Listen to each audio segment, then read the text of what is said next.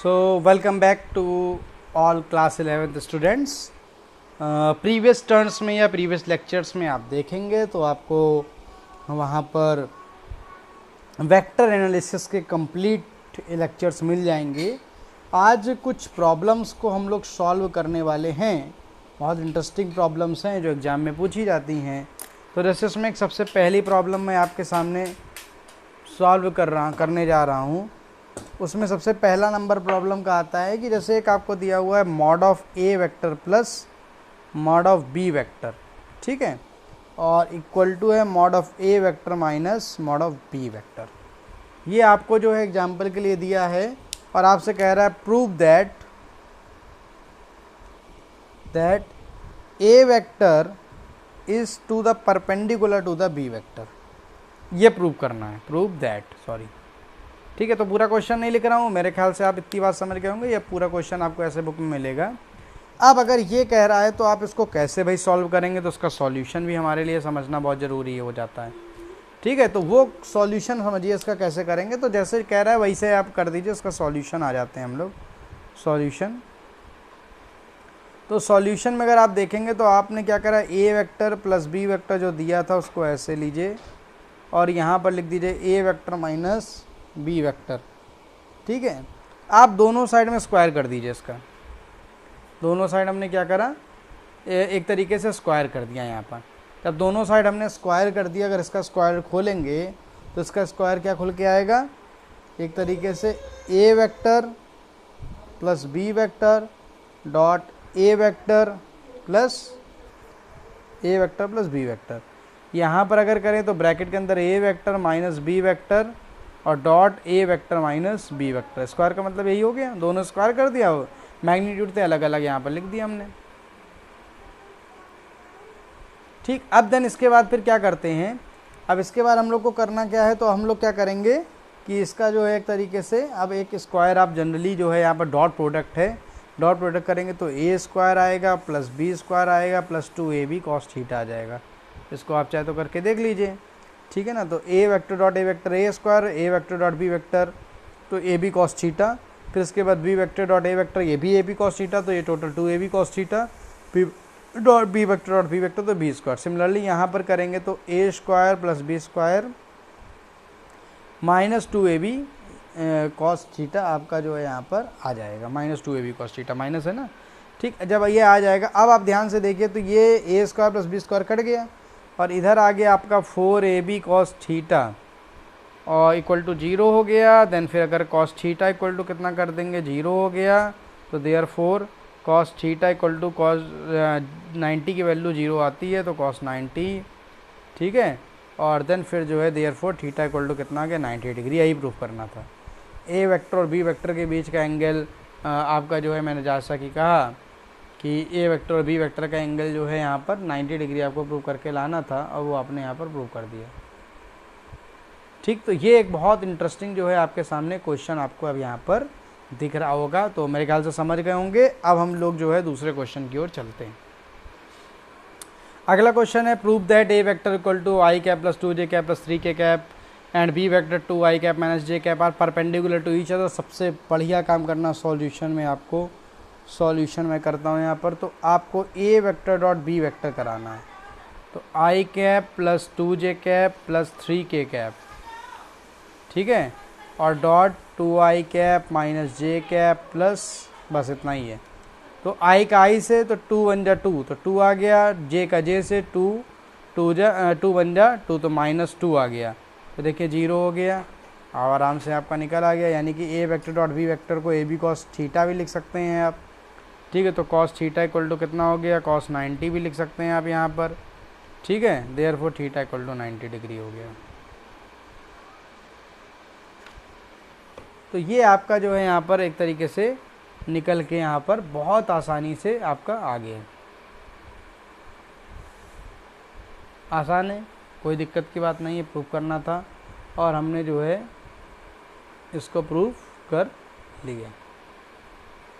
सो अगला क्वेश्चन है, देखिए आपका कि यहाँ पर ए कैप की value 2i cap plus AJ cap plus के कैप दी है, परपेंडिकुलर है ये B vector equal to 4i cap minus 2j cap minus 2k cap के।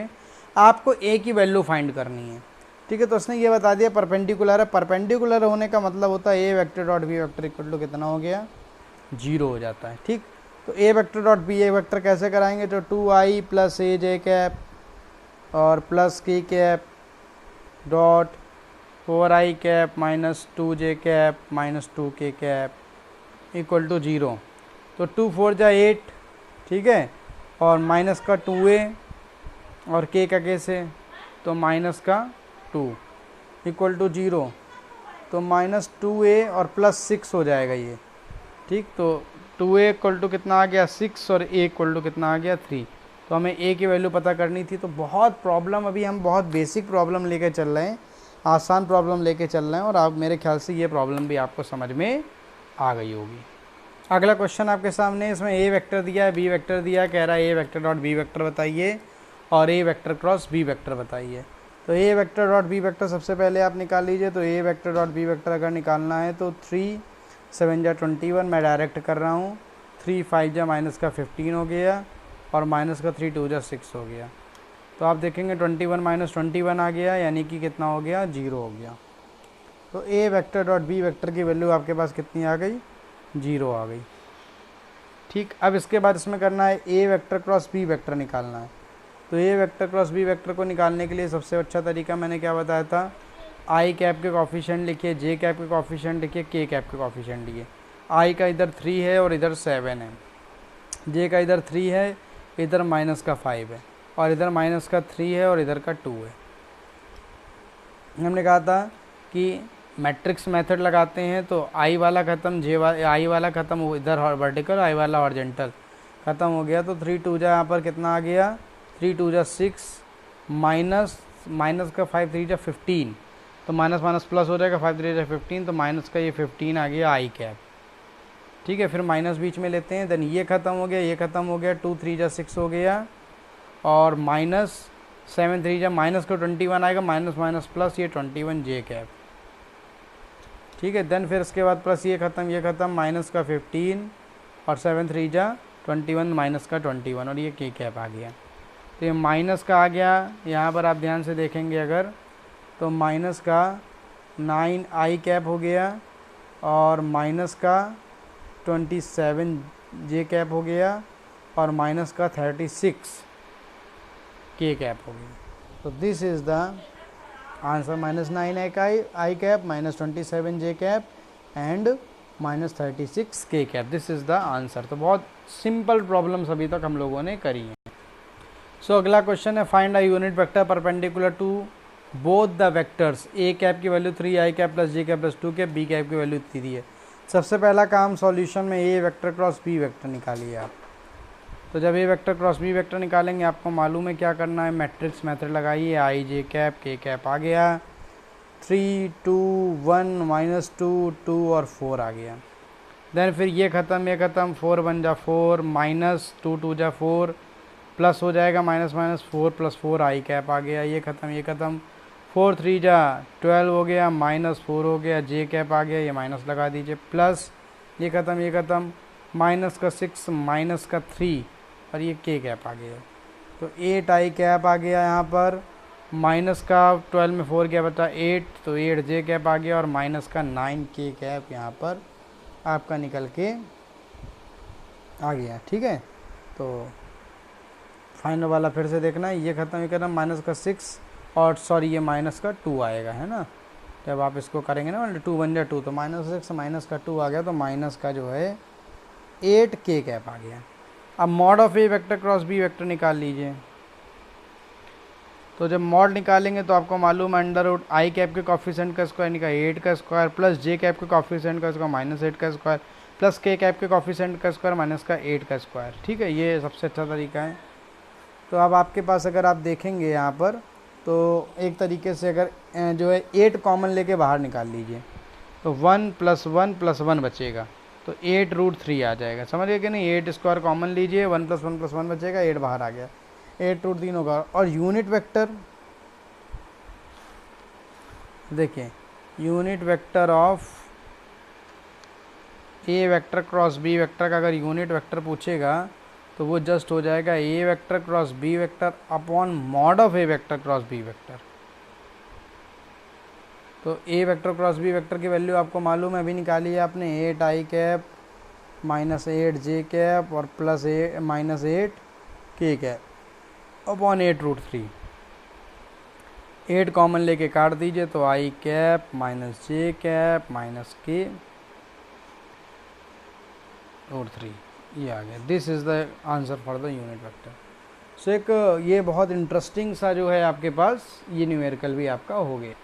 सो अगला क्वेश्चन है the resultant vector of p vector and q vector is r vector.